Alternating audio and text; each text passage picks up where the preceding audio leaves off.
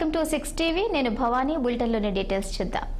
బాబు surety బాదుడు guarantee అనే రీతిలో కూటమి ప్రభుత్వం వ్యవహరిస్తుందని వైసీపీ నేత కురసాల కన్నబాబు ఫైర్ అయ్యారు. డిప్యూటీ సీఎం పవన్ కళ్యాణ్ రాష్ట్రానికి సంబంధించిన పోర్టులో రానివ్వడం లేదని ఆయనే అన్నారంటే కూటమి ప్రభుత్వంలో ఏం జరుగుతుంది అనే అనుమానం ప్రజల్లో మొదలైందని ఆరోపించారు. కాకినాడ పోర్టులో ఎవరైనా తీవ్రవాదులు వస్తే ఎవరు సమాధానం చెప్తారని అనడం ప్రభుత్వాన్ని ఆయన ప్రశ్నించుకున్నట్లుందని అన్నారు. రాష్ట్రంలో ఎక్కడ ఏం జరిగినా మాజీ ముఖ్యమంత్రి జగన్మోహన్ రెడ్డిపై నిందలు వేయడం సరికాదని కన్నబాబు అన్నారు.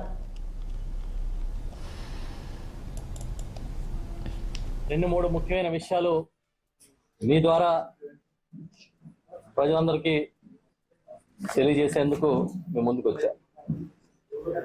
ప్రధానంగా నిన్న కాకినాడ పోర్టుకి డిప్యూటీ చీఫ్ మినిస్టర్ గారు పవన్ కళ్యాణ్ గారు వచ్చారు.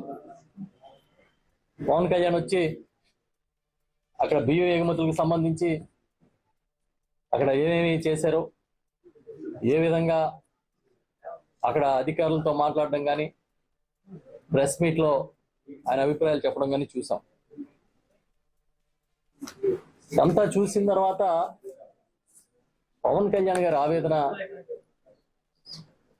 ఆయన మాటల్లో ఆవేదన కూడా గమనించడం జరిగింది. ఎందుకంటే ఈ ప్రభుత్వం వచ్చి సుమారు 6 నెలలు అవుతుంది. 6 నెలల నుంచి ఈ పోర్టుకి వస్తానంటే నన్ను ఆపేస్తా ఉన్నారని సాక్షాత్ ఒక డిప్యూటీ సీఎం చెప్పారు. కాకినాడ పోర్టుకి వస్తానంటే 6 నెలల నుంచి ఆపేస్తున్నారని చెప్పి ఆయన చెప్పడం విన్నాం. ఈరోజు AP deputy CM Pawan Kalyan Kakinada